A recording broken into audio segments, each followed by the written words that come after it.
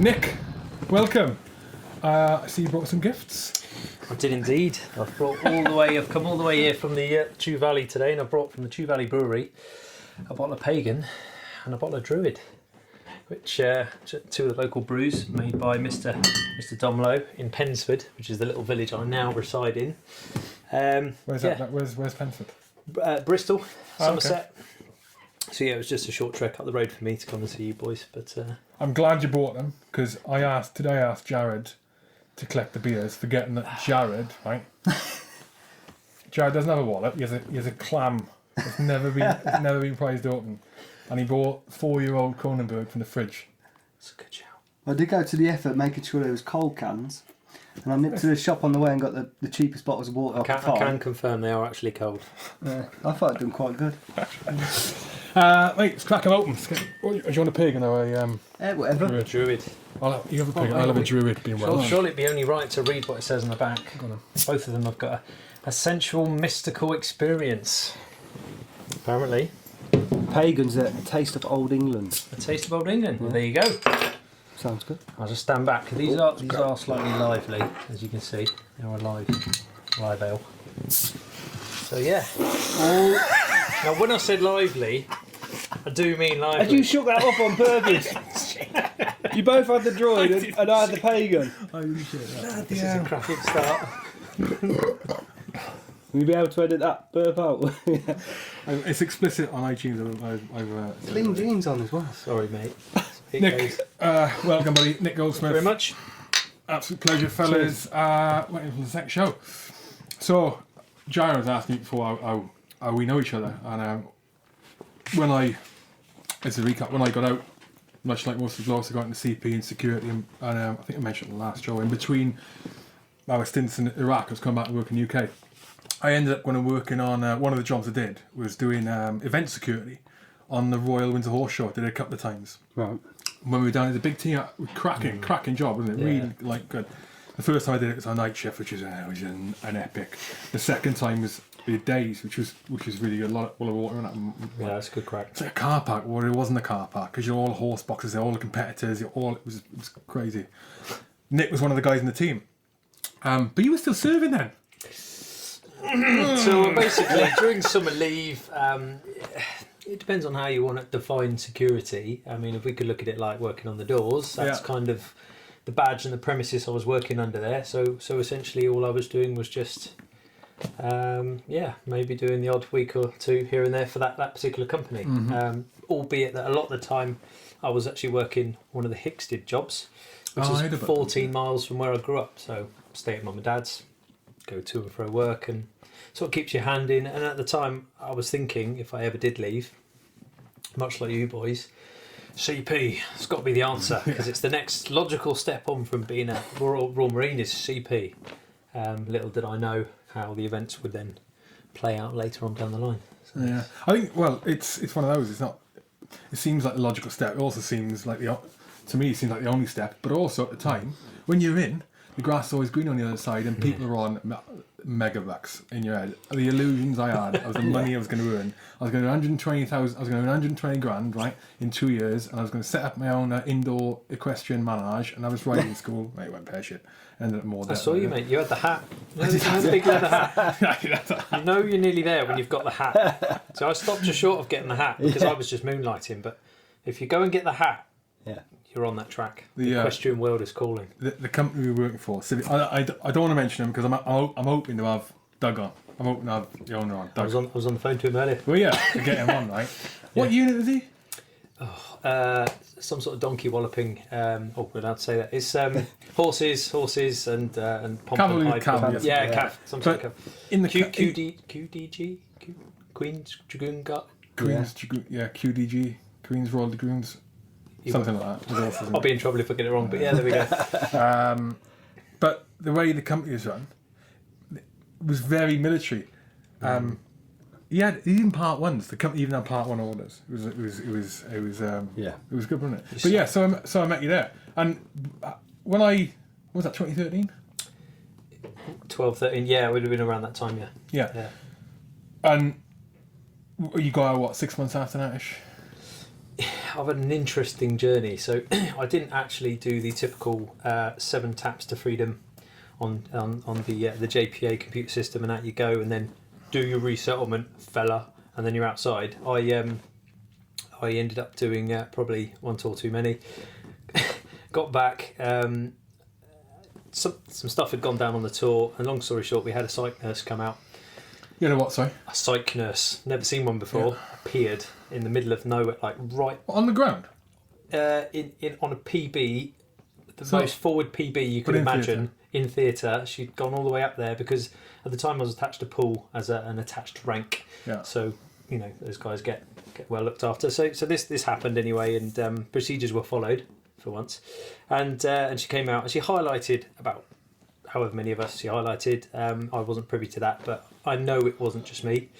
And it was, I'll let you finish the tour, but promise to come for a coffee when you got back. Highlighted as at risk? As behaving probably like an absolute lunatic at the time, but just couldn't see it, which probably covers most of the paras and Royal Marines that we know.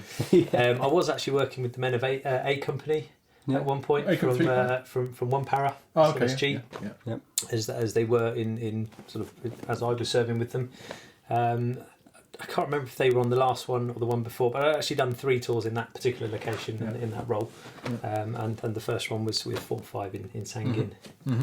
Whereabouts is Sangin? What a great place. I was based out of the DC in the Fob Bastion out of Jackson, and then Forward Mountain into little places like PB Piley and Pharmacy Road. I did a little bit of that, but sadly that tour was cut short for me. I trashed my knee, and that was it. Game over. Go back to England, have an operation, and then sadly just carry lots of coffins and watch the names come up on the. What year was that? That was my first one. That was 2008. Oh yeah. Okay. So who was it? Who took over from us in 2006? That was the Marines. That would have been 40, I'd guess. 40 Commando, maybe. I might get that wrong, but no idea. But yeah, 2007. So no, it was the end of 2006. End of 2006. Mm-hmm. I mean, you'd have to do the maths and work it out. If it was Herrick 5, it would have been 4-5 if it wasn't. Yeah. But yeah, we took over from 2 para. Okay. At the time, and the Royal Irish Rangers. Yeah. Who'd really had it hard. So yeah, it's exciting times. It's everything you joined up to do and more. Sadly. So you got medically discharged. I did. Long story short, got medically discharged. I was carrying all sorts of both physical injuries and little did I know at the time what I couldn't see, the site nurse could, was that a lot of my behaviours were indicative of what we now know as those magic letters, PTSD. Mm-hmm. So I got this diagnosis, shoved into a recovery centre, and I subsequently spent 3 or 4 years putting myself back together, forming a new plan, and then going on to doing what I'm doing. How did you do that? Was that when? Not easy. with the recovery centre, was that like a naval place? So yeah, Hasler Company, as it was then, which is now the Naval Recovery Service Centre, NSRC, is situated at HMS Drake in the naval base down there, and second to none, like awesome. Yeah. I literally owe myself to my turnaround down to the dedication of the staff down there, the facilities, all the stuff they threw at me, whether I wanted to be there or not to start with, and I won't lie, did not want to be there. Just physical and mental, was that for the rehabilitation? Yeah, very much so. And of course, once you start getting into that mental side of it, it's like a jack in the box. It all starts coming out, and then you've got find the minerals to just progress through it. And what it actually does, it makes you look at yourself in such a deep way that you've never bothered to ever do before. You learn a lot about yourself, and good or bad, you've got to look at stuff you don't like to see about yourself, but you've got to kind of see that it's there because you're only human. And once you can do that, you can move past the ego and then get on. You go through life, and the way that 99.9% of your time is spent unless you have experiences like that, or you're in, or you have the benefit of a psychologist or a therapist or some experience with that for whatever reason. If you haven't had experience, I think 99.9% of people in 99.9% of their life, the depths to which they go to realise, when in thinking about themselves and that introspectiveness, they only barely scratch the surface. Barely scratch the surface. I think they describe it as beige. Yeah, and as soon as you take a little bit away and then go underneath it, it's a bit of an eye opener. I mean, do you have go back? Do you have in Colchester? They've got, I don't know if you guys have this. You got Headley Court, not in Colchester. But you got Headley Court for rehabilitation. Again, mental and physical. Majority of it's mental, physical. Sorry, and it's known for that. The ambulances, all the rest. Like Stu went through it. In Colchester, they've got a place called Giraffes House, which is Health for Heroes run, right? And they have and they have an MOD attaché, or whatever you want to call him. It was a WO2. Actually, a mate of mine, I didn't realise he was there. But they do a lot of the mental and sort of tertiary levels of physical rehabilitation, but under the Health of Heroes wing, where there are a lot of places where it goes military, but it's only just dawned on me how odd in a way that is that the military, because when you still serve, like Luke was there, you're still serving, and you're under the Health of Heroes wing, you're still serving. It's a peculiar way of looking at it. There are many ways to skin a cat, I think, and there's many different pathways, and this is one of the things they do particularly well, is that your recovery pathway is completely different to anyone else's, because the input is completely different 9 times out of 10. No two people have had the same exact input to end up in the same, and so therefore the output isn't always going to be the same. So you get downgraded to a P7 status, so you're kind of just dancing around the rim of the P8 and out the door. For people who are listening, or civvies, or watching, so P7 is levels that you probably know this better than me. Levels of deployability, like your level of health, and it's P1 is like you're good to go, you're a ninja, and I think P4 and down is non-deployable. Is non-deployable for whatever reason. So when you end up on P7, you're sort of dancing around the rim of going to be out the door, but there's still a tiny chance you can make that comeback. And I think I did have to make that decision, looking at the sort of ongoing mechanical stuff I had going on, everything from shoulders to. I just had to go see the doc about the state of this ankle the other day, and took one look and went, orthopedic surgeon. So I'm like trying to wangle, maybe we can just talk about this and do some cortisone or something, and the answer is orthopedic surgeon. I've been hiding from the orthopedic surgeon from this ankle for a while now, and it's catching up with me, so gotta go and talk about all the injuries. When we were on that job, we barely spoke, just for the job, but when I phoned you the other day about this, the reason I got in touch was what you were doing now, so Hidden Valley Bushcraft. Yeah. Now I knew you'd had some issues that as a lot of people do. I knew you'd had a good career when you were in, and then from the issues, but to now be doing something which is appears to me to be so successful, and was started with the intention of helping veterans. Yep. For whatever reason, he basically runs it. In fact, you explain what you're doing now. Right. Okay. Well, so basically. That bit before, I had that conversation, that very important conversation whilst I was still in on that P7 rim, and Sergeant Major. I think it was someone like Jim Morris, who's now heavily involved in the RMA, right? And Jim basically said, right, you've got to start thinking about what RMA. You want. Royal Marines Association. Oh, okay, he was a Sergeant Major at the time, and was there for years in that role. So he'd seen many lads just like me. And just hit the nail on the head and said, what do you want to do? And of course I came out with what we think we know how to do, which is kind of on that CP line. So I was like, I might have said something like security or CP. Might use my French speaking. I'm a native French speaker. Maybe I'll go work in a kitchen, pick up the trowel again, go back to bricklaying, lorry driving, all the bits and pieces I picked up in the Corps and all the other sort of skill sets I had. And he said, sort of just went, is that what you want to do? And I was like, well, no. What do you want to do? And at this point I just flashed and just sort of said something along the lines of, I don't know, spend all day in the woods gobbing off, but that's not going to pay the mortgage, is it? And then literally the answer was, get out my office, come back with a plan. So I disappeared out. Google's your friend. Bombs. I'm like that. Never had I even thought to allow myself my boyhood dream, watching raid meres, spending all my time running around the woods of Sussex, actually turning that into a viable living. So I was like, right, started researching, found the best school in the country, had this whole snag with the LCAS points. I think you covered it on the last on. You said best school, you mean best forest school?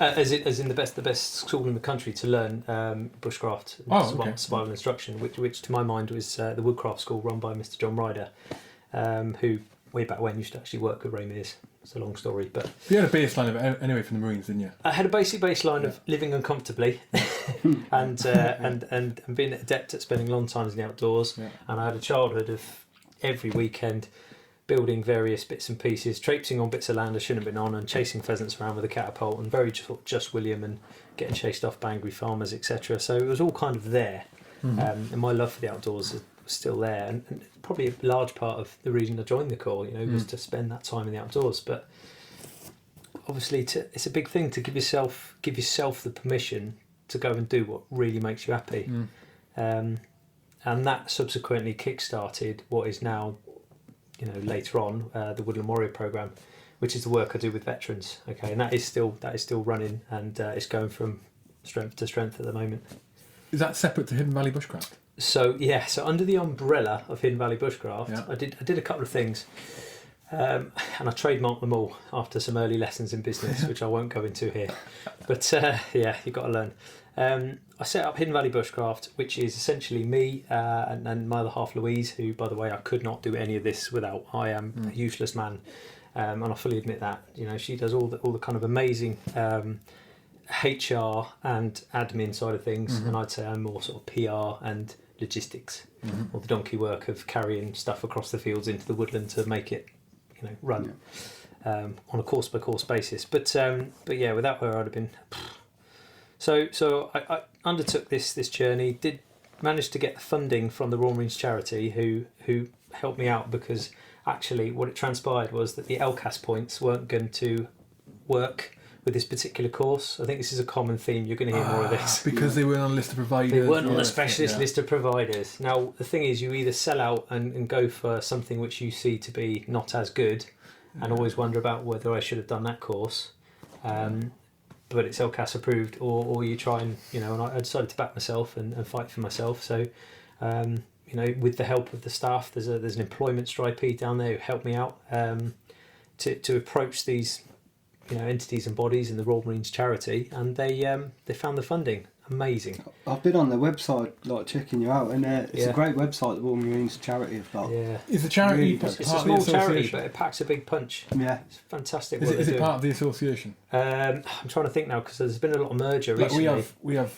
the PARAs have the Parachute Regiment Association, which is the PRA, but it's also a registered charity. Yeah. And then there's two other charities, and they're all sort of part of the same group, support our PARAs and the Airborne Security Fund. Yeah. So do they share a funding pot, but they're all kind of separate? As far as I'm aware, yeah. I think, I might be speaking out of turn, I think there's been a bit of a thing where some things have been kind of pulled together recently. They might have been separate at one point, but they are starting to... They all sing off the same song sheet, and they communicate with each other really well. And whether you're still in the recovery centre, in the sort of Hasler Company, as it was known, process, or whether you're outside of that, they still managed to make it work really, really well, and absolutely hats off to them. So I went away, did this course, did the level 3, straight onto level 4. How long after this was it? Were you still in when you? Well, I was still in. I was still in. So I'd done spent 5 days a week having everything from yoga, Pilates, acupuncture, hydrotherapy pool, sessions with Over the Road, which is known as the DCMH, the mental health thing. You sort of disappear off. The staff don't really see you then.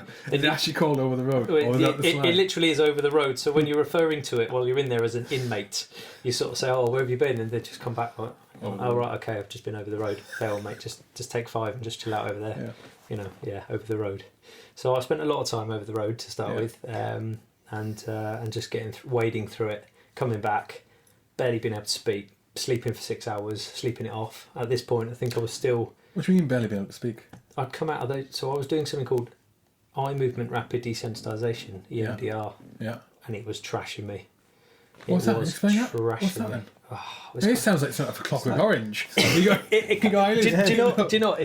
if you'd have told me about it before? They sort of, I'm going to have to kind of. It basically works along the lines of firing off both sides of the brain at the same time. whilst concentrating on said snag issue, whatever it was that's at the forefront of your mind. So identify that issue. And then it kind of just sets off this weird thing. I mean, it is coupled with you either follow a light bar, listen to sounds in your ears, or they sort of keep tapping on your knees, or you put your hands on your knees and they tap on them. You literally relive stuff. It's honking. While you're doing this repetitive motion. In a tiny little square-sided room, which is why we're going to talk about the woods in a minute. And I mean, some of the occasions, I remember one particular thing I was working through, I was retching into a bin, dry retching at the smell of claret. During one of the sessions? Over something that happened 8 years ago. Yeah.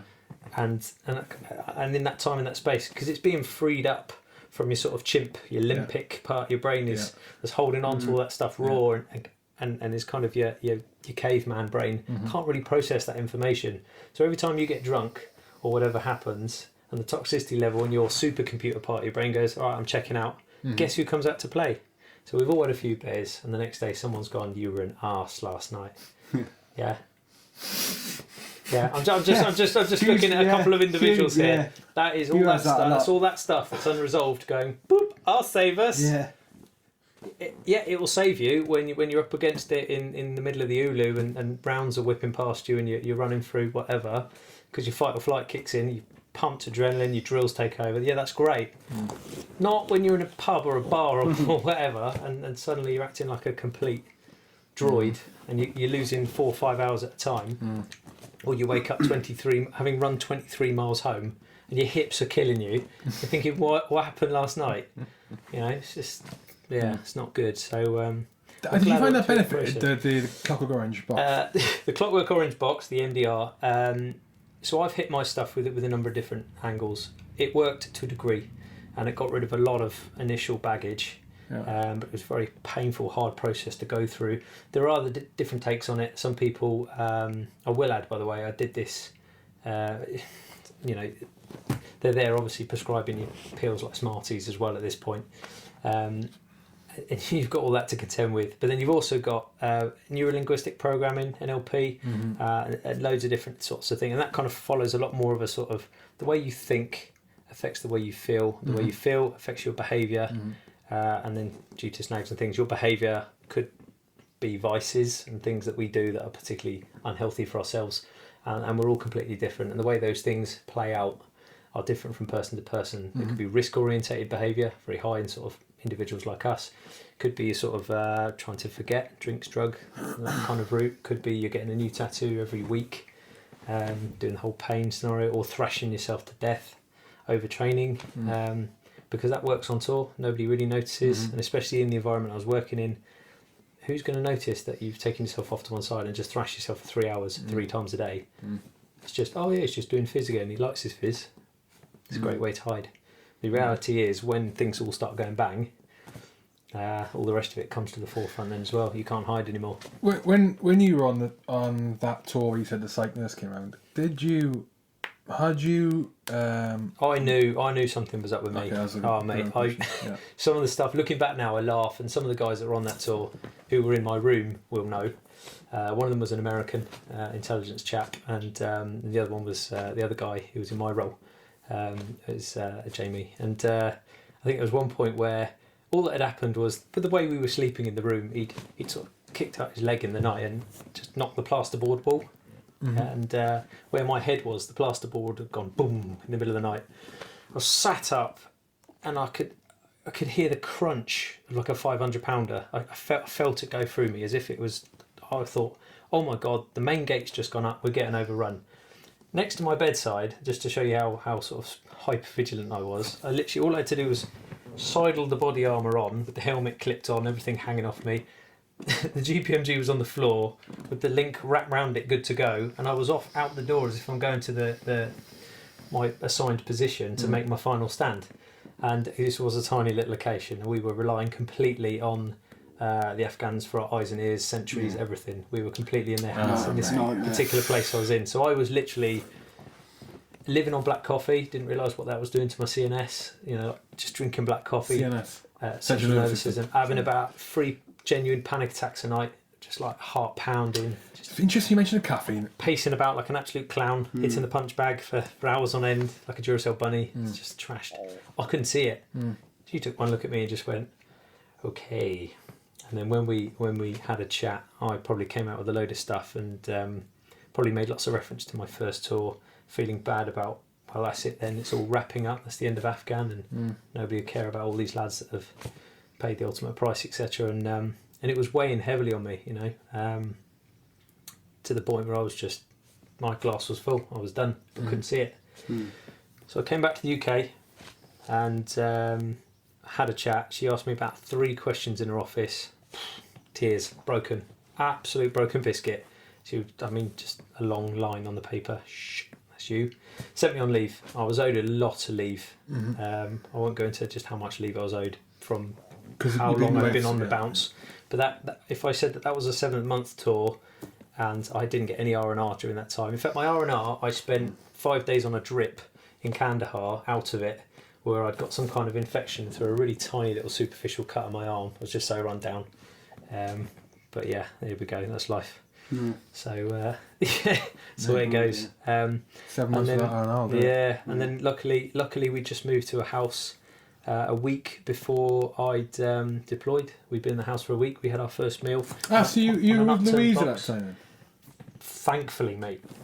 I was with Louise because I think I had a cabinet full of firearms and I was mad, like I was absolutely bonkers. Checking the front door, checking the back door, repeatedly locking it, just like OPSEC through the roof to the point of just completely paranoid. I was being followed up all over the place. Yeah. It was horrendous. Blue tack over the mobile phone, laptop. Don't know if anyone's done that or been there. Okay, you just keep quiet.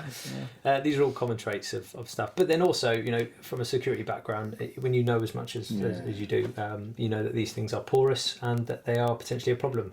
But only so long as you're interested to someone. But in your mind, we're really interested to people. So it's just one of those again.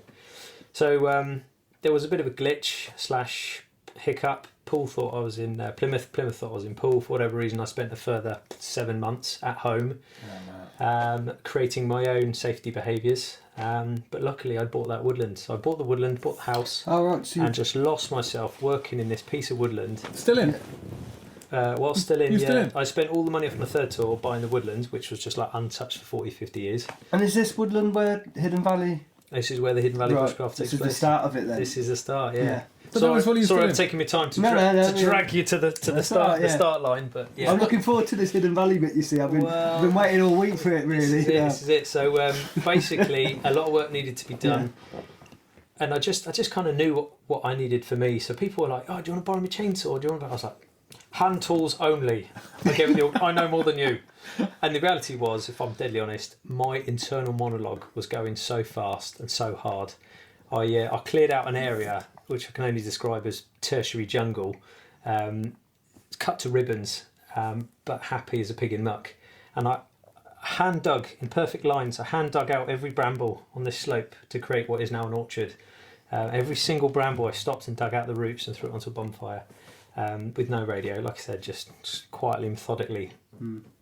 Not so quietly, working through stuff, replaying arguments and things I can never go back on or change, expecting a different outcome. Yeah, right, that's the definition of insanity. But it really did. It saved me, and I threw myself into it. Between that and the house, I put in a Rayburn, changed all 7 chimney pots. That was another one. My new neighbours are suddenly watching this bloke walking around with a 40-kilo chimney pot on the roof with no harness. Just, I didn't care. I literally didn't care if I slipped. Inshallah. I was at that point. So I did a lot of work to the house, and it saved me, putting myself back into repurposing and doing something good. Did you step out of the medical support then when you left? So I did and I didn't. I think there's still a place for me there if I want to. There's a thing called the Transition Liaison Service they've now set up. So the RBL, Royal British Legion, I had a couple of appointments with them, and I'm still waiting for them to get back to me on something else. But what I've done as a bit of sort of self-empowerment is some really, really good guys, and I need to make a mention to them, is Jamie Sanderson, a Rock to Recovery charity. second to none. And it doesn't matter whether you're Marine, Para. It's a tri-service. It's open to everyone. The charity is Rock to Recovery. This charity, originally started off as sort of a bootnecky type thing, and now it's everywhere. They've just opened up a clinic. They run up in York. Absolutely incredible. And that sort of NLP type stuff I was talking about is much more their ilk, their kind of way of doing things. Just before we had a documentary on ITV recently called "Give It a Year" with Karen Brady. Yeah. I saw that. Yeah. So filming that, I was just a bag of nerves, and I hated the fact the camera was watching me, and I had to kind of get over a lot of that phobia now. And I'm still conscious of this thing, but it's not as bad as the big black orb, you know. And just before that went out, I'm not gonna lie, I was really angst. Gave them a call. You would be though. You would be, especially with your baby publicising. You want, even though what you're doing is like fantastic, it's always in the back of your mind. Someone's going to hate this. Or it's going to be. I think it was that old OPSEC thing again. I mean, there's hundreds of veterans out there, but the fact that you're advertising yourself as former Royal Marines Commando, you've only got to type in, you know, it's common sense. You type in Hidden Valley Bushcraft, that comes, you know, an address and So the new front door doesn't have a post box, but there's my other half's in the police as well, so there's all that going on. So I just jumped down the M5, went and saw them. They've got drop-in clinic for veterans at Exmouth. I made an appointment and I went in and spoke to one of their practitioners there. Came out feeling like $1 million. Did you go in conscious just that you should have a follow up? Just to I went in feeling like my cup was toppers again. But now with the hindsight of management of the condition, if you want to even call it that, is the behaviours, right? Yeah. Okay, the disorder part, which is chronically ingrained in you. Sometimes you can catch yourself doing stuff and dress yourself back, but it's a long process of every time you fall and you go to the bottom of the barrel, you've got to dust yourself off and go and look at why, how, what was the point, what kind of kicked off there, what did it remind me of, where did I go back to. There's some things you just can't get rid of. Like today I was talking to a lovely local about some firewood that was coming off of a building site, and I was thinking, right, okay, I could try and reuse this, and I like to repurpose a lot of things. And as he did so, the builder above me fired off the nail gun, and I sort of just took a massive step back and I was just like you know when your heart just goes, did it for a second, and no, it's a nail gun. I watched him then, I stopped talking to the local completely, I watched him bang the next nail in, so I could tell myself that is a nail gun, get that message across, right, we're good, now we can crack on. Didn't flinch again. But it's catching yourself and not letting it become something it's not, you know, because that was then and this is now, and we're going forwards now. And it's Tell hard. us about Hidden Valley. Let's go forward to Hidden Valley. He doesn't care. He doesn't care about Hidden Valley. All right. He doesn't care about your issue. Should I get a fire on? Tell us. So it's for, what I liked about it on your website, it's not just adults, it's for children as well, isn't it? It is, mate. I think that was really cool. Like, so let's go back to the I'm terrible as well, though, boys. I'm awesome. Mate, listen, you ignore the boring one. No, it's where the brain goes. Where the brain goes. Mate, I mean, it's amazing. Go on. So Karen encouraged us to get involved with the schools, and saw that would be bread and butter, and was worried that I would sell myself short or do everything for charity, and I help everyone, and you know, any way I can, and break myself doing that. And altruism is a double-edged sword, which is why it's only a small part of what I do. I've made sure it's bread and butter, and then that's how I do my giving back in a very sort of slow, subtle way. So I created Hidden Valley Bushcraft, which is the wilderness living skills and knowledge of our ancestors, teaching everything from... A knowledge of what, sorry? Of our ancestors. So all the stuff that's getting lost. Basic skills that aren't being taught to kids. People, so many people don't know basics of like survival and bushcraft skills. A handful of not. Unbelievable. I quite often get asked by people, and what's the purpose of learning this particular knot? And I go, well, next time you go to B&Q and it doesn't fit in the boot, this is how you're going to do it on the roof rack. And then they go, oh yeah, this is actually quite interesting. So then they start to listen. If you do get heckled occasionally. The thing is that these people, they watch Walking Dead on TV, and if that situation come to life, they would be struggling. And if bushcraft people, I told myself I wouldn't go off on one about this, but there is a strong movement for this genre of person who's living in this zombie apocalyptic ninja survival fantasy. Who will turn up to courses with Puss's standard issue machete and a carbon scabbard. No way. For all the tertiary jungle that we've got here in the UK. And you just think, Christ. Well, they Prepping is Americans, don't they? Do they call it a lot of prepping kind of stuff? Prepping to me is basically porpoise, in the same way that we would really like if we took up golf, we'd be there oiling the clubs, going through every meticulous. Yeah. Not the same with the firearms in the house. My clubs stink. Sometimes every now and again I need to clean every gun in the house. So it's just the way it goes. Firing pins and all sorts. Longbows, whatever it is I'm playing with, it's the same attention to detail and care that you get from the armed forces, that you look after your kit. The Land Rover is constantly having something done to it or looking after it in some way. There's pride though. With the Woodland thing though, there's something, and it applies to anyone. I think I've seen it with my kids. I see it with you'll see it with adults, being civvy or veteran. And that's there is something about boiling it back, going out into the Ulu. Yeah. Go back. I've got the example of my kids. I've taken them camping from a very young age. I mean proper camping, like not campsite. Go camping. Tarp. Exactly. Right. Poncho. Okay. Cut the sleeping bags. Roll that if they're lucky. Slush. Get the fire on. And I remember the first time we took them.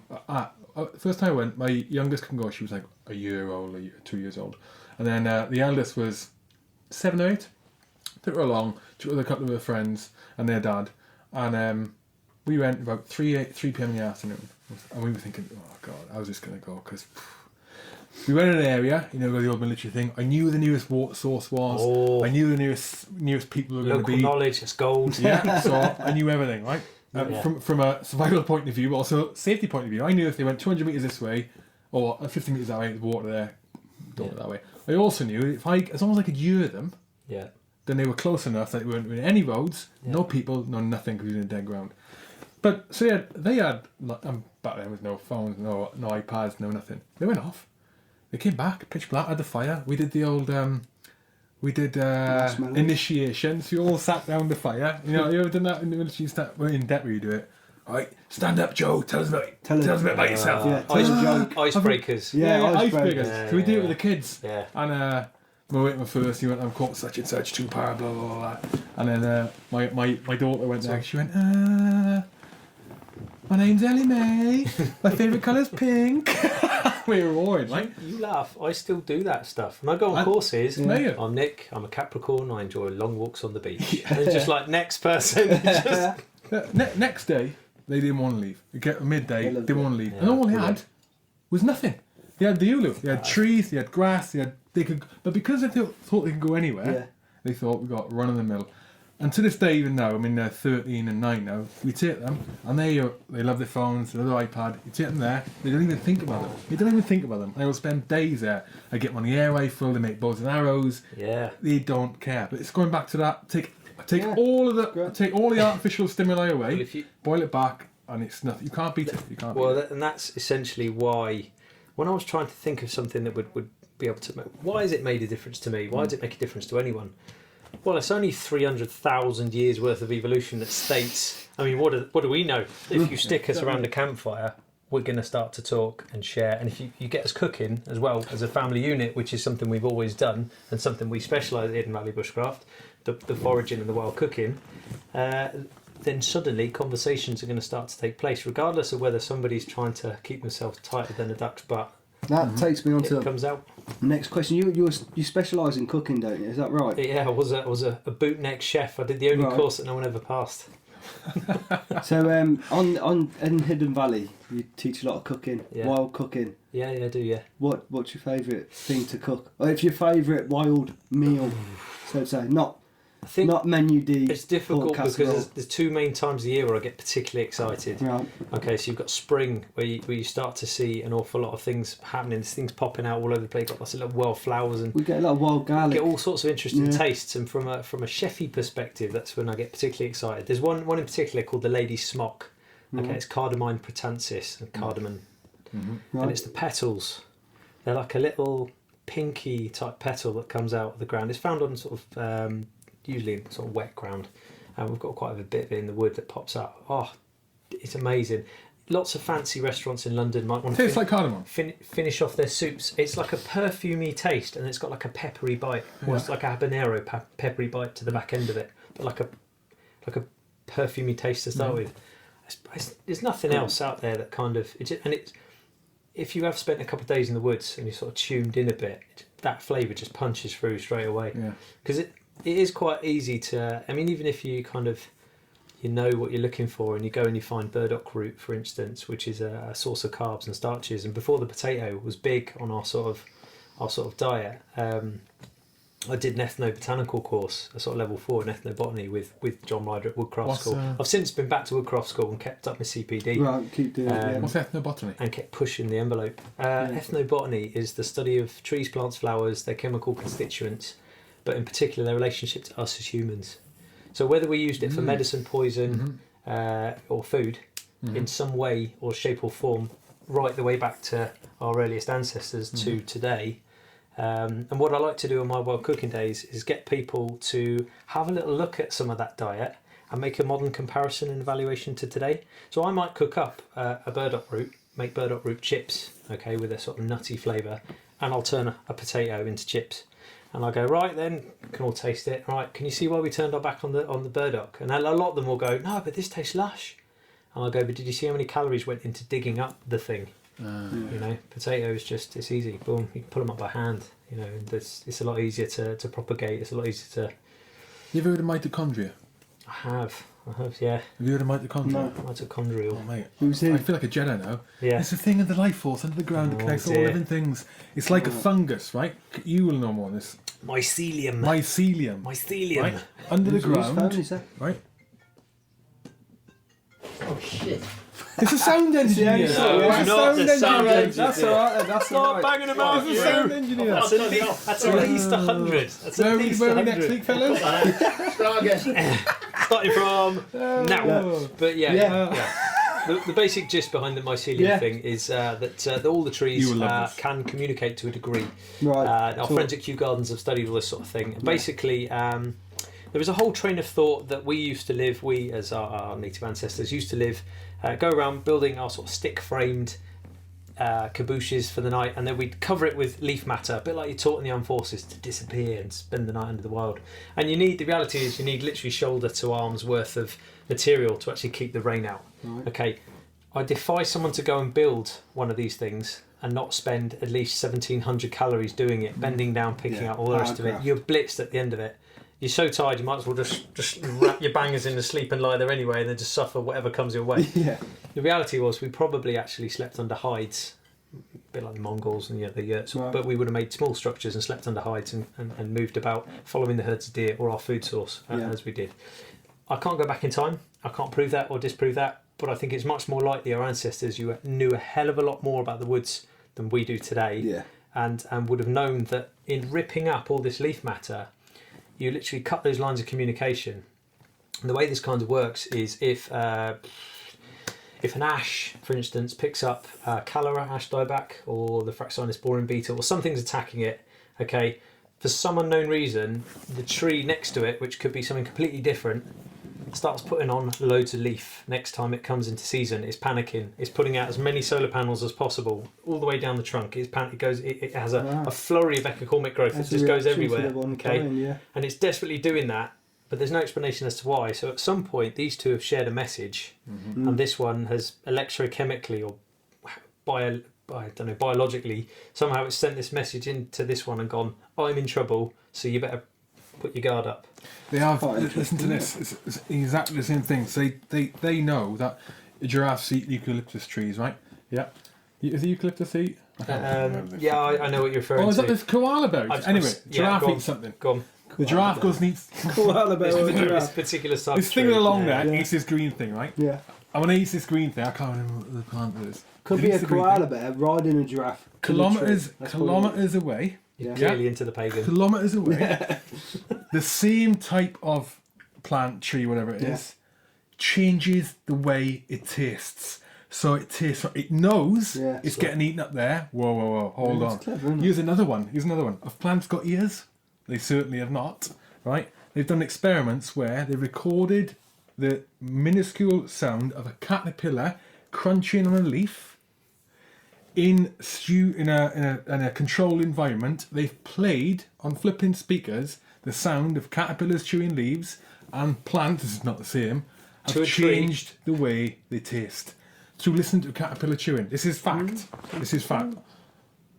Look at his face. I can't comment. I can't comment on any of this. 100%. It's fact. I'm going to sit here for that one. But yeah, there is some pretty funky stuff going on now. It messes vegans about.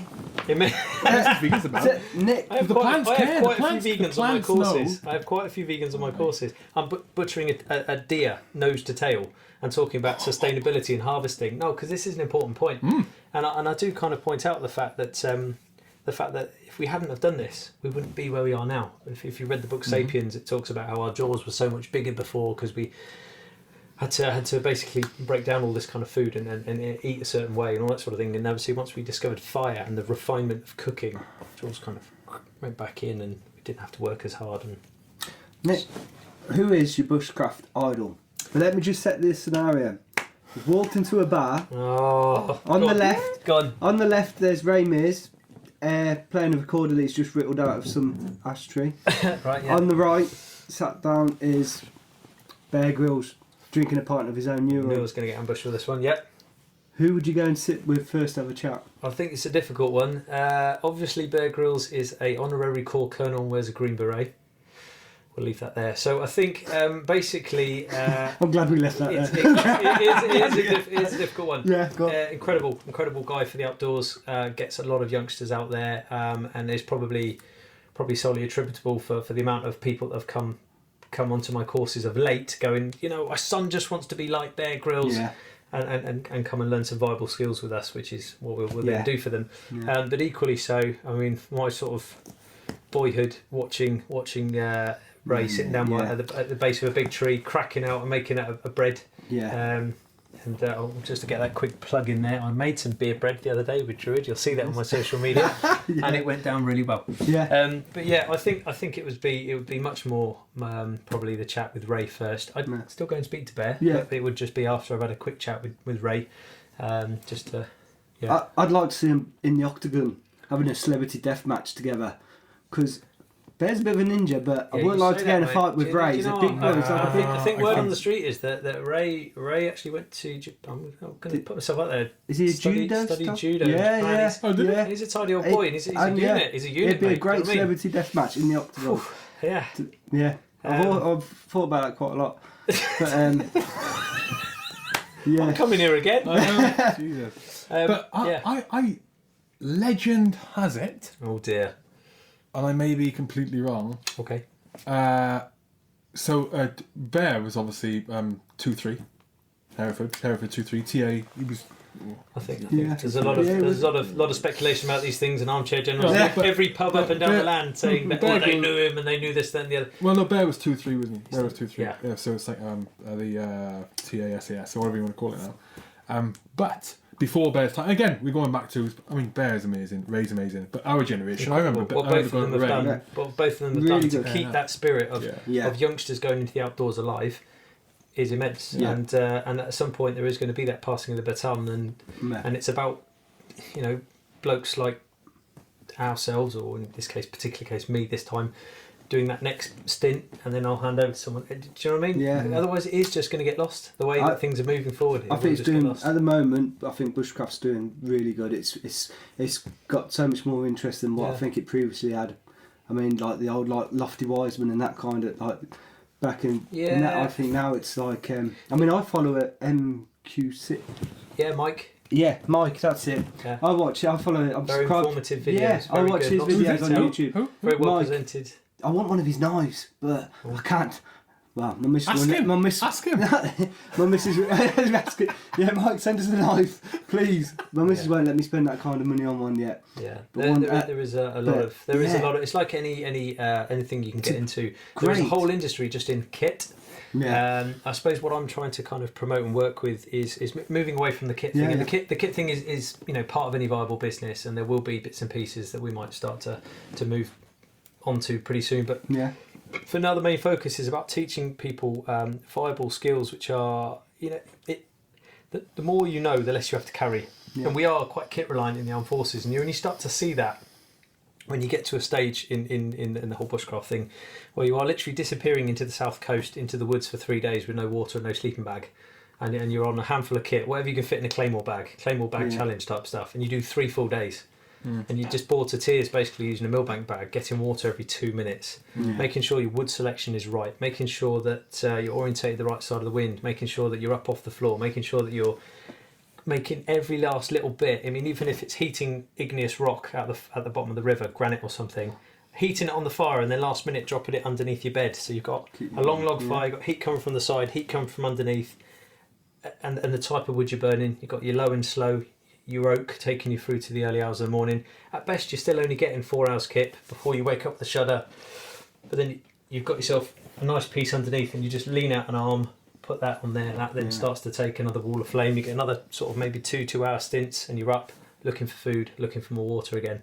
It's actually quite boring, and it's monotonous, and it gets to you after a while, but that's the harsh reality of it, and you've got to keep up those basic skills. It's great to be able to whittle yourself, make yourself a whole canoe or whatever it's going to be, but it's going to be massively calorifically intensive, and unless you've got the basics sorted and you've got regular food source and regular water, you're in trouble, okay? So then you've got to kind of think to yourself, why I'm actually in this situation in the first place. There's a lot of people out there, as we sort of you kind of touched on, you've got survival, wilderness living skills, and then you've got the whole zombie, ninja, apocalyptic fantasy stuff that's going on over here.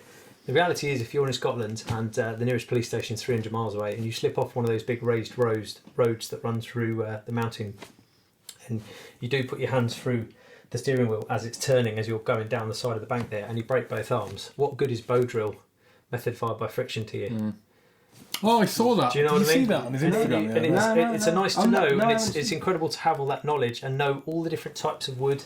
For a start, you've got to be able to recognise all of our native woods and know what properties they have. Because something like chestnut contains heavy tannins, the same sort of tannins in a cup of tea, and therefore won't ever be able to get up to the required temperature for it to sustain itself as an ember. So you wean in the wind from the off with that one. But there are other combinations of wood that work really well. But then you've still got to find them in the right state. And what you made reference to earlier, that mycelium. So there's an endophytic mycelium, okay? So mushroom happening so a fungal attack happening within the wood, which is probably what's killed it in the first place. Something like hazel, we all recognise, hopefully, grows on a sort of upside down stool because it's probably been coppiced throughout the years, okay? And it grows these nice straight rods, okay, produces the hazelnut. That's quite a good one to go to when you're looking for your spindle. Yeah. Because the diameter might already be there, and it might be that you could just break out a nice dry piece like that. Minimal carving, minimal carpentry. Then you're saving yourself time and calories, aren't you? But even then, it's still knife skills. There's lots that go into it. I think you start watching your Instagram more. I think we need to book in and get down there. I'm sorry. I'm passionate. I can literally go on. I don't know my trees well enough. I need to learn my trees. You said, do you know the hazel? I said, and he said, just the straight one. I thought, oh yeah, the straight one. I am literally an absolute geek with this stuff, but it's taking all that love I had for my military career before, which I'm still proud of now, and just switching fire and applying all that knowledge and ability and all the stuff you took on as a soldier. I mean, forgetting all your kind of acronyms and things like that. I still remember there's a couple I've taken forward as a businessman, right? One's CADME, confidence, attitude, diligence, manner and enthusiasm. Okay, so when you're doing your junior command course or you're getting ready for it, as I was kind of thinking about getting ready for it, I had this sort of thing stuck in my locker. And it's those kind of key values and core beliefs that kind of, if you stick to and you stay with your ethos and don't go chasing magic, shiny carrots of pots of gold all over the place, and stick to what you're about, you can't really go wrong, because no one can be better at your game than you. And just focus on where you're going and get on with it, and stop looking at what everyone else is doing. Stay true to yourself. I think a lot of difficulty is when you're in is that like you know that now, I know that now, you know that now. Now, man, when you're in, you don't have that thought. You just don't have blokes it. are on £400 a day doing CP. You're thinking I'm going to go in this lunchtime. That's it. I'm going to press the keys. I'm done. Yeah, because you trust, or everyone you trust implicitly. You trust what they're saying, and for the people who are out, and if they get the question, I know people like this. Most of the time, if you get the question, what's it like this? You're out and they're in. What the guy out or the woman out doesn't want to say is, "Oh mate, it's crap. This is crap." A big thing. They don't want to do it. It's a big thing. They go, "Mate, it is mega." They only say it's good. They don't want to talk about the bad points, because to them it's like they failed in Civvy Street. So there's a couple of things that I've identified, and under the sort of Woodland Warrior program, the veteran side of things we do. So I've spoken a bit about and shown you some of the detail we can go into with the adult stuff. Let's just talk about the veteran stuff, if that's all right, and then I'll tell you about the kids stuff, which you clearly want to know about. So yeah, the veteran stuff, the Woodland Warrior program. So out of some of the conversations that I was having and some of the experiences that I was having around the campfire, because it kind of started off with me down the woods a lot, and probably Louise wondering, is he actually going to come back today, because he's literally down there all the time, and I just needed to be by the fire and just work in, and then just by the fire, and it's just something I had to do and go through and find out. And I was just staring into the embers till the early hours of the morning, and I'm not going to lie, sometimes it was probably holding the remnants of an empty bottle of rum, just wondering what was it all about. Was it even worth it? Some friends of mine had some marital issues. I'm getting phone calls. Mate, can we just come down your woods? Just do a maiden, I've had enough of it all. Yeah, sure. So we drop everything down the woods. Now there's 2 bottles of rum and 2 blokes staring into the embers and the fire. Laugh, cry, it all comes out around the fire. Or goes around the fire, stays around the fire, unless it's a threat to life, in which case you've got to act on it. So that kind of was the very basic early days. And then suddenly there was 3 of us or 4 of us, and I suddenly realised that I was coming out of the other side of it as people were just still right on that, and I started to see myself in those early stages, and it kind of carried on from there. And the more sessions I did with people like Rock to Recovery, with people like Over the Road, the more I started to kind of empower myself with the knowledge about the brain works and how things work. And then I started looking at it and going, do you know what? Because of where I'd got to with my career, I'd ceased to see the Sergeant Major, I'd ceased to see the Razman or the Stickman or whatever you call him, as this powerful being entity, and I started to look at it, and this was wrong maybe to say this at the time, but I started to look at it as lifer, fat man in pants, wearing the same uniform as me, but it doesn't mean anything to me anymore. I was dead inside.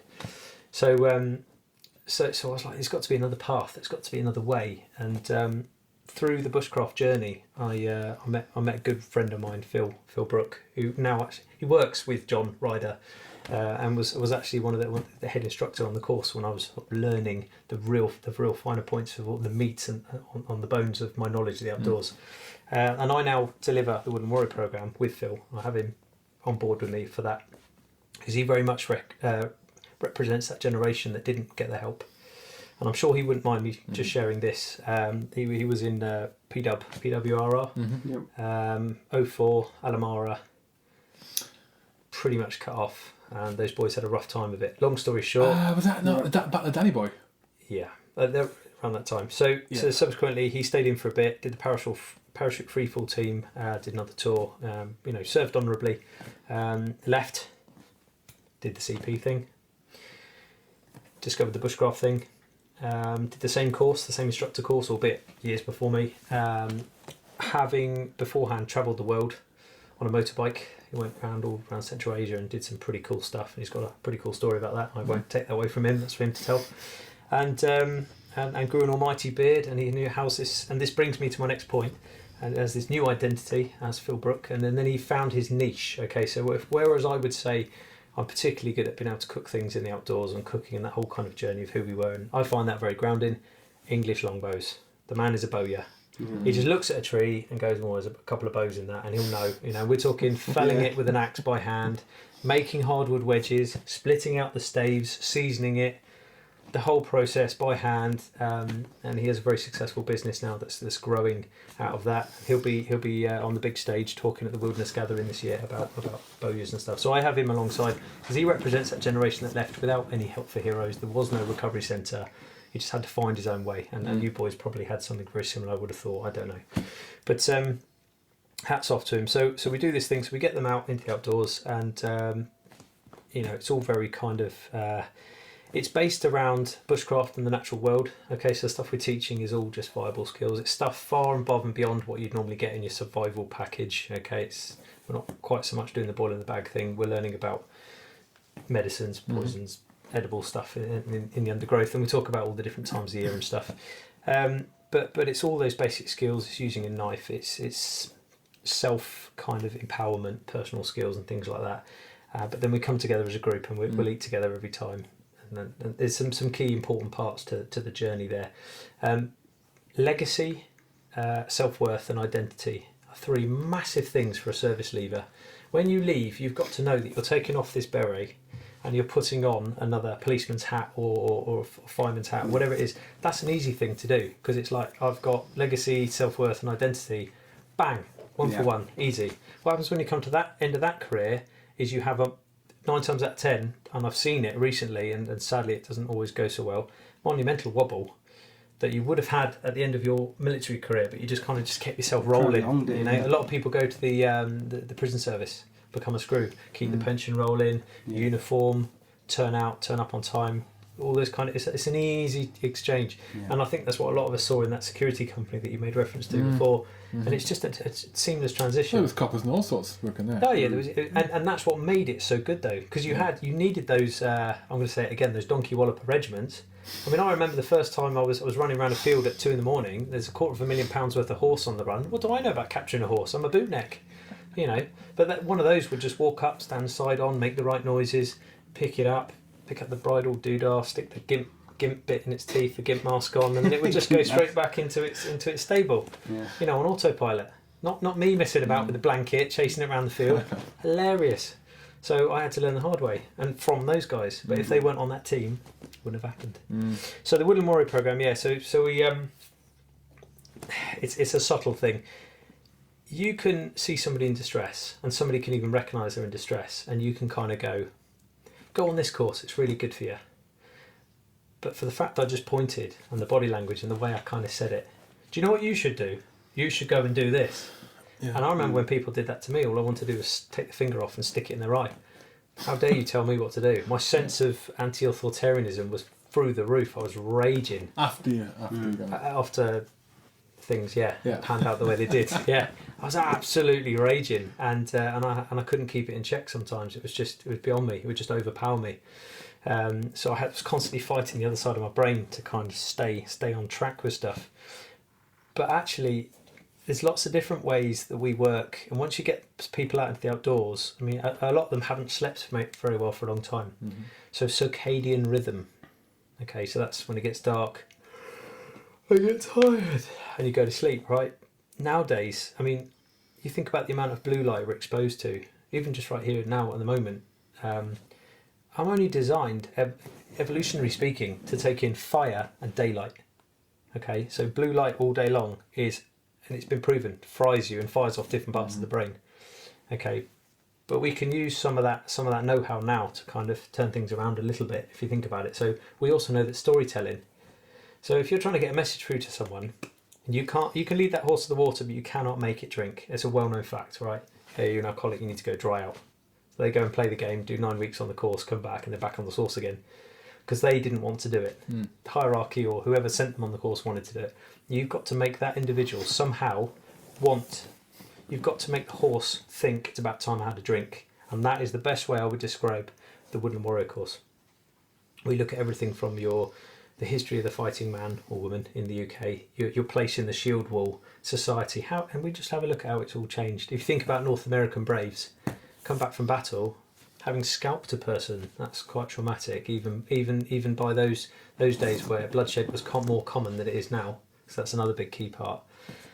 Before they were allowed to go back to the family unit, they'd have a decompression stage where you'd go and farm with one of the old boys up on the high plains for a bit before you were allowed to go back to the family unit.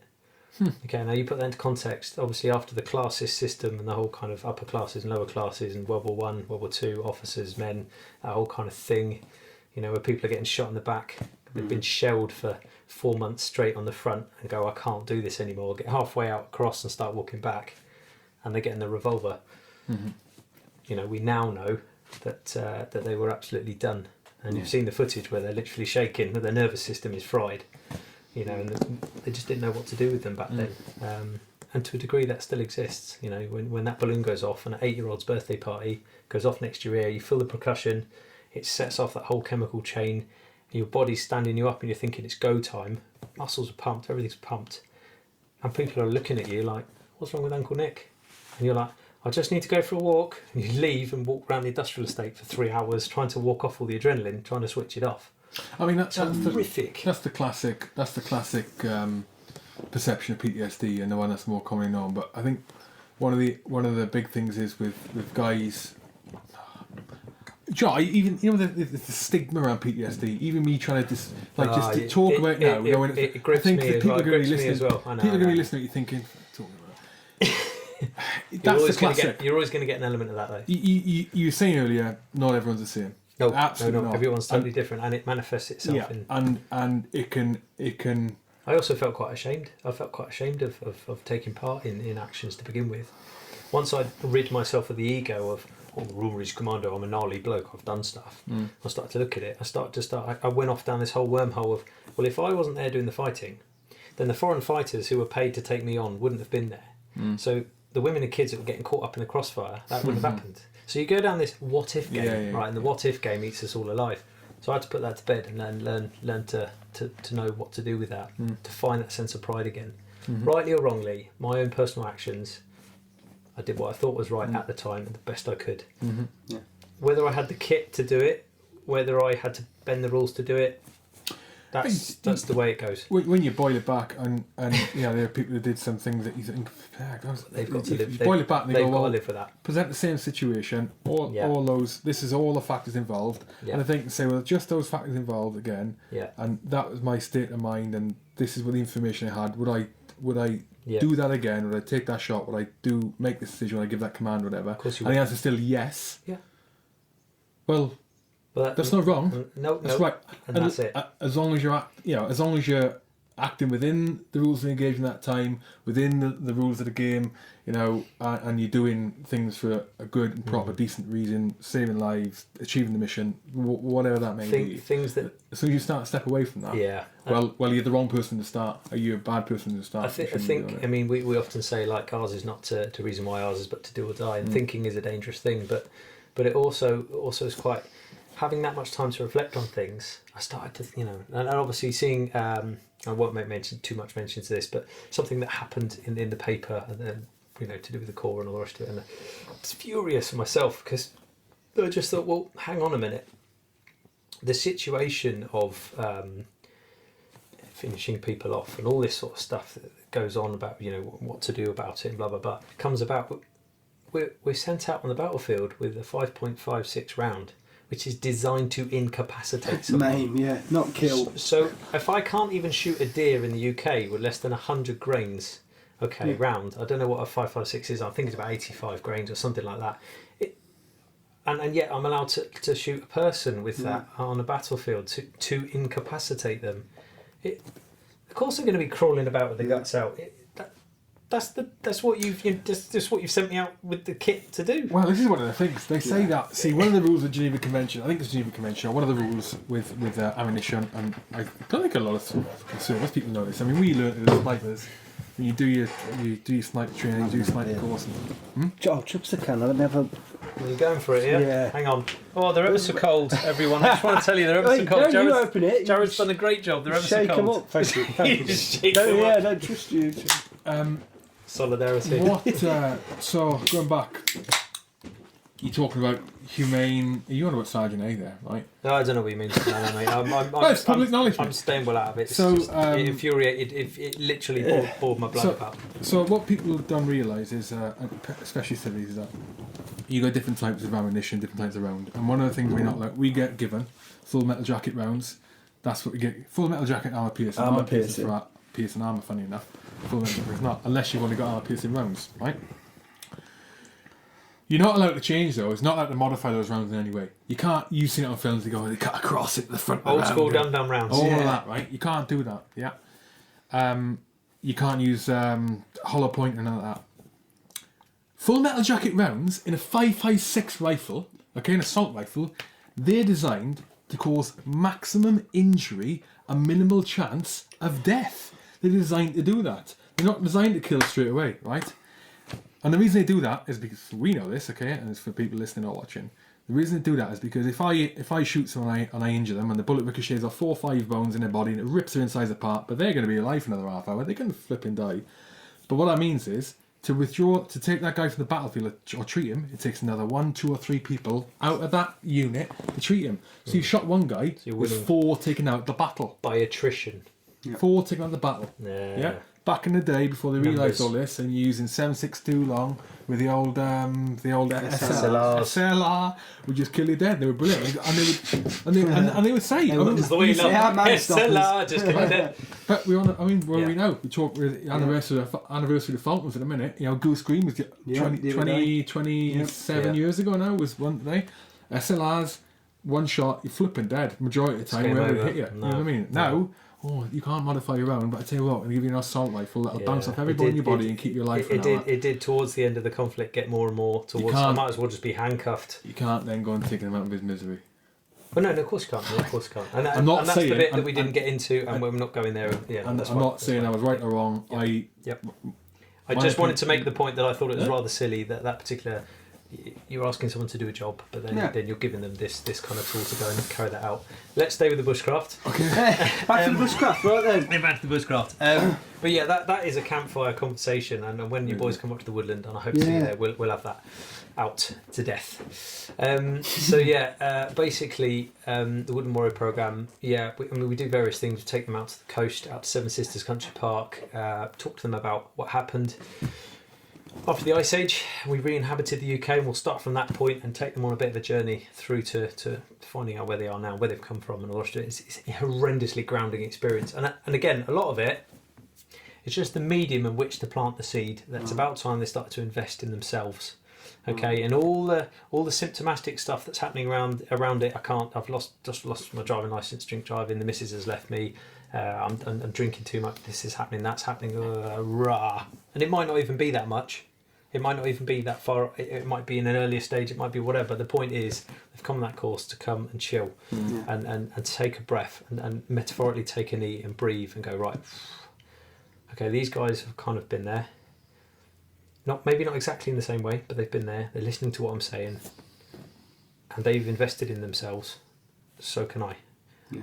And then the signposting process and stuff that comes out the back of it onto services like Rots Recovery, who I would happily pass anyone on to who needed that particular type of service, and various others, can then take place. And it can take place successfully with the individual going forward, wanting to engage with those services.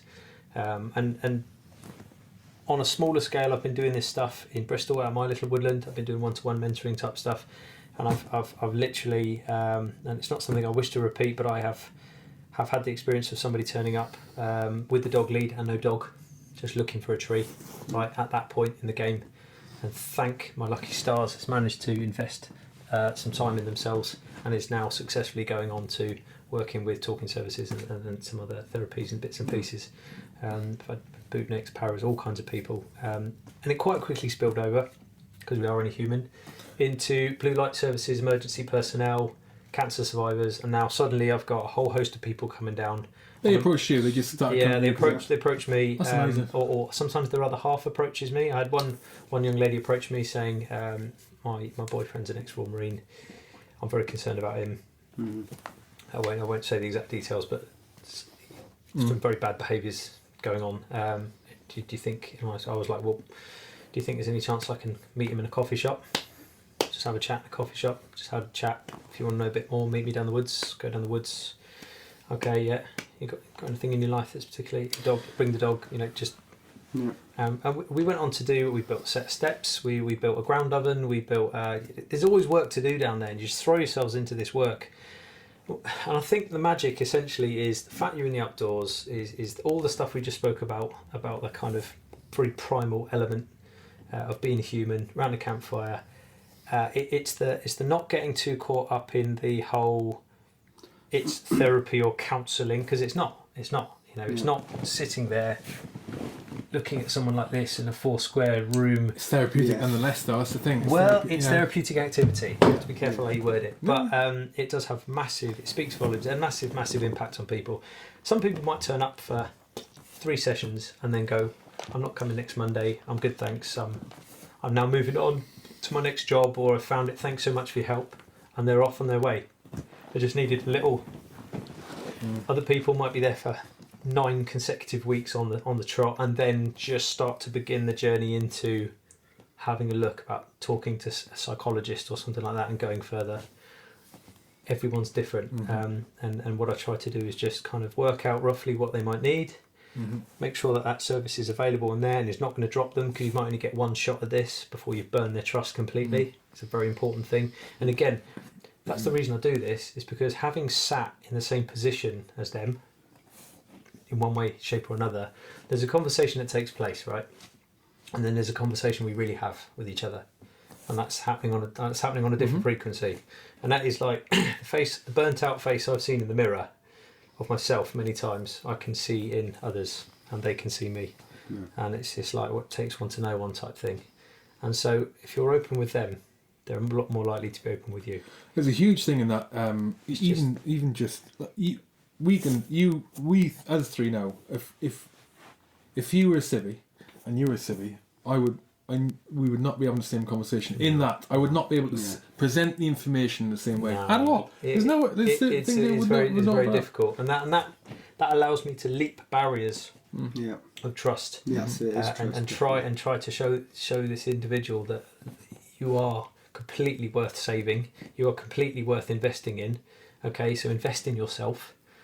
Trust me on this, and and if I'm there at the end of the phone, if I need to be, text in just a little confidence every now and again, just maybe check up on how they are, maybe every 3 months, 6 months after. I might not have seen some people for a long time, but it's just that little. It's very important, and it's a lot more important than people think.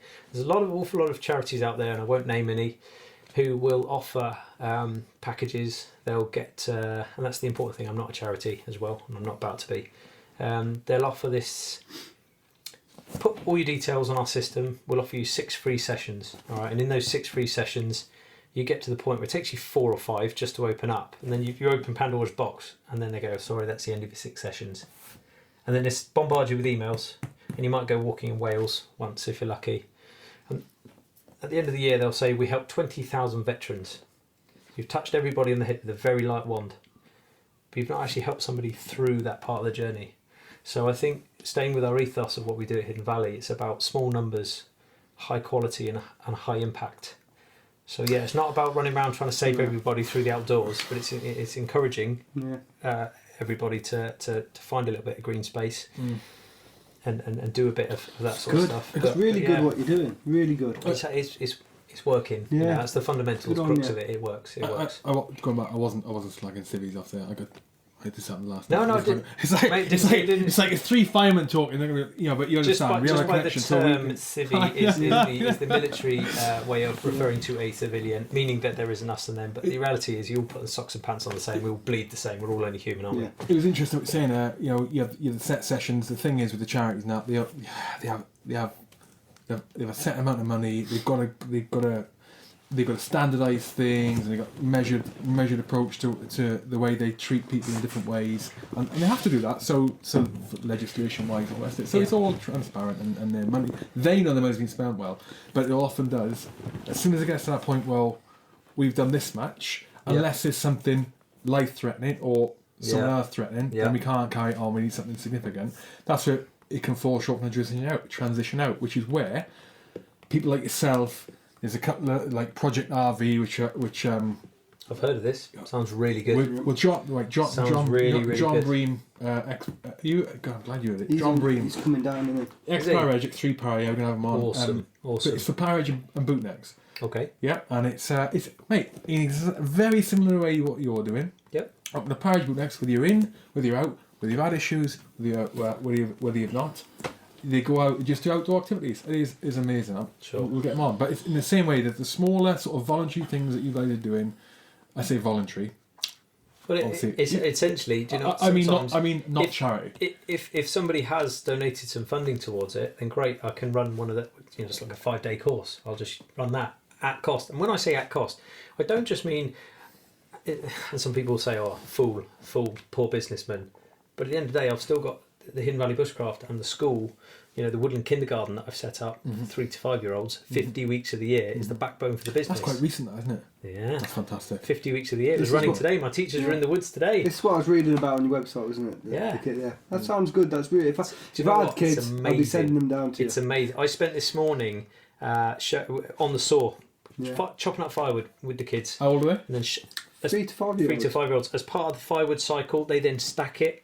Okay, they stack it so that it dries out. It might already be dry, but so they learn that, and then it goes in the fire. Yeah. So we learn that there is a process. So we go and collect it, we saw it up, we stack it, and then it goes in the. And it's just really important. Some of the stuff that they retain, I didn't even imagine, because a lot of my qualifications are all built around kind of sort of teaching year 1 up to university standard, adults and stuff, very in depth. And of course, they go through a stage where they go, why? So I'll get, Nick, yes, what are you doing? I'm making a peg to retain this side of the pathway that's fallen over. Why? Because if I don't, then this is going to go down here, and then I've got to move all the chippings about. Why? Well, I need to move the chippings about to build the path up to. As long, I will just keep going into detail. Yeah. Well, if it sticks, then albeit. I've got one little lad who can tell you the definition of. I could sort of describe something. Definition. I could describe it to him. I could say, if I was a seed and I was in the ground. And I've got to do the hand motions, it's the French side of me. And you gave me water and light and warmth, and I started to grow. What's that called? And he'd go, germination. I'm like, boom, that has gone in. Yeah. What's all these flowers on the trees? And he'll go, the trees are in blossom. Just takes it all on, mate. What's that buttercup? What's that dandelion? But they're both yellow. So what's the difference? And and he'll pick up a dead dandelion and go, well, the dead dandelion, I know it's a dandelion because they go like this. And what have you just done there? Spread the seed. Good. You know? That's really good. It's just it's bonkers. They're the things they pick up, and they're already like at year 2 standard as a woodland kindergarten. We are. There's an awful lot. It's a very kitsch thing at the moment. There's an awful lot of people out there that say they're we're a forest school.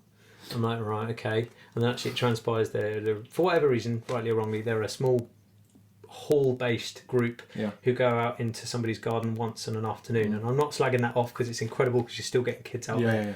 But when we say we are a forest school, woodland kindergarten, we are full on. The parents will drop them off at the church rooms in the high street.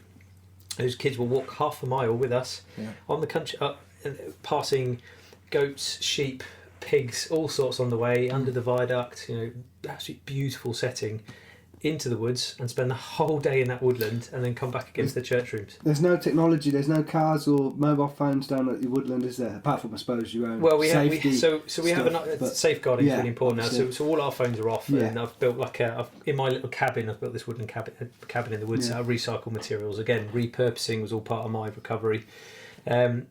There's like a petty cash box that I've bolted into the floor with a key. So all your you can't trust them little kids. No. I know it's swines. Bristol. They'll have it. We've got an iPad that we use a program called Tapestry.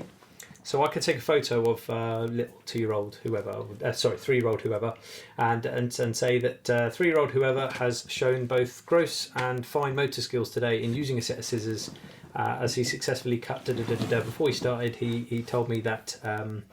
He must be careful with that, so he showed the safety element, the acknowledgement that this is a sharp tool, but was careful with it, so sort of did his own risk assessment. That's the sort of thing that our teachers would put onto Tapestry and then send off to the parents. So they're at work, bing, comes up on their phone, you can see what little Linda's up to that day and what they've learned. Okay, and we do follow, they do literacy, numeracy, all that sort of stuff in the woods. I've even made toys where they're like counting abacus type toys with bits of bamboo and awesome. Decking off cuts and all sorts of stuff. So it is. I love it. I absolutely love it. I didn't know at the start how much. I didn't really know sort of what could I impart to a child that young. How much would they learn through the EYFS, which is the Early Years Foundation Scheme, which is the whole kind of learning process that needs to take place. For a teacher to be able to teach at that standard. That's why I employ 2 teachers who are amazing, because I don't have that exact qualification, but they do, so they can run it, and then I'm just there, and I'm counted in the ratios because I'm DBS enhanced checked and all the rest of it, and it's that whole thing as well. It also gives them a learning environment that's dog poo free. It's a private woodland, so it's completely. Do you know what I mean? I've built swings, I've built all sorts of stuff. They look at track and sign. We look at the animals that have come through the camp, and we'll go and track them. I love tracking. I've got all sorts of things like badger skulls and deer antlers and then the heads and skulls and all sorts of things that we can show them. I've even got like a trail cam that's going in, so we can show them the deer coming through the woodland. The next day we could pick up the trail and they can learn to associate A to B. And I've gone a step further and made moulds with air dried clay, which is brown, and you get the hoof print and you put that in there, so they can see exactly what they're looking for in the ground. Yeah. So, Yeah. I need to put myself in. I'm a 3 to 5 year old. That's right. How can we get in touch with you, mate? Hidden Valley Bushcraft. So www.hiddenvalleybushcraft.co.uk. You're on Instagram as well, mate? That's the website. Instagram, I think we're at HV Bushcraft. No, that's Twitter. That's Twitter. Yeah. Oh, he knows more than I'm me. all over it. Yeah. Hidden Valley Bushcraft on. In fact, hashtag Hidden Valley Bushcraft. Oh, well, there you go. Yeah, find it. Yeah. The course is the day 7 days a week. 7 days. Well, we are pretty much 7 days a week. So the typical week will look along lines of Monday will be a toddler group first thing in the morning, so the mums and the kids can come along and have a look at the setting. Okay, for a £5, which is pretty good. Teas and coffees, all the rest of it in the woods. And then we just transform the woods into lots of games and things that they can play and do and things like that. Monday afternoon is open to veterans and the blue light services and pretty much anyone at the moment to come down. Whether there's funding or not, I'm down there and I'll put time into anyone who wants to come down and we'll just chew the fat. If you just want to come down and have a bacon sandwich on a campfire, we'll do that. Okay. If you want to launch yourself into dredging the stream by hand, of which there's another 300 metres to go, and I've got a lot of work ahead of me, then we'll do that. You know, I'm down for whatever. And if it helps people move forward or unlock something, or if there's any way I can impart some of my personal journey, and they can kind of go, actually, yeah, I want to make a change, then we can help them with that journey. Tuesday, Wednesday, Thursday, preschool. Okay, so that place is locked down. I'm doing preschool stuff. That's the kids in the woods.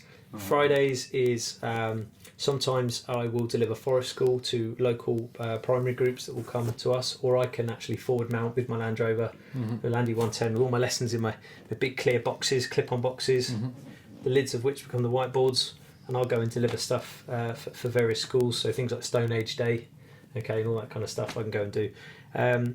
Saturday and Sundays, stag do's, hen do's, corporate, team building. I've literally done all sorts of stuff. Because we own the Woodland, we're able to completely bespoke every package for a different business. Okay, and I've had groups of lawyers. I've had Pucker tea bags. Amazing product, by the way, incredible. Yes, I know there's lots of people that scream out there and go, they sold out, they went to Unilever, la, la, la. Tell you what, I've never seen such a passionate bunch of people. Employees are spot on. They had a team meeting down there and I was very lucky to be a fly on the wall for it. What a lovely way. I would want to work for Pucker if I wasn't doing what I was doing. You know, if I had the skill set to. You know, they are a great bunch. So we're going to have to wrap this up. Much stuff. Right, okay, we're done. That's fine. Cool. Hidden Valley Bushcraft on hashtag hiddenvalleybushcraft.co.uk. Yeah. So you got the website, which is www.hiddenvalleybushcraft.co.uk. We will definitely be down. You'll be down. Yeah. I'd live down there if I could. Facebook page, Hidden Valley Bushcraft. Yeah. Skip will love it. Me and the dog will have to come. To be honest, you're going to find most of the stuff. I think for the courses, sometimes I just run pop-up stuff, so I'll just be like, look, the foraging course happening, anybody interested, whatever, £1 a head, and I'll put it out there and it'll fill up, and then we'll run it, and it'll be like a wild cooking package, those 2 times the year I was on about, spring, and then the fruit and nut season at the other end. It all goes bananas again, and we can start making plum. We can make little plum compots and put them on top of the pork we've cooked underground. You can get carried away with all that chefy stuff again. All year round, there's something to do. We'll be down there, buddy. Nick Goldsmith, absolute pleasure, buddy. Thank you very much. Thank you very much.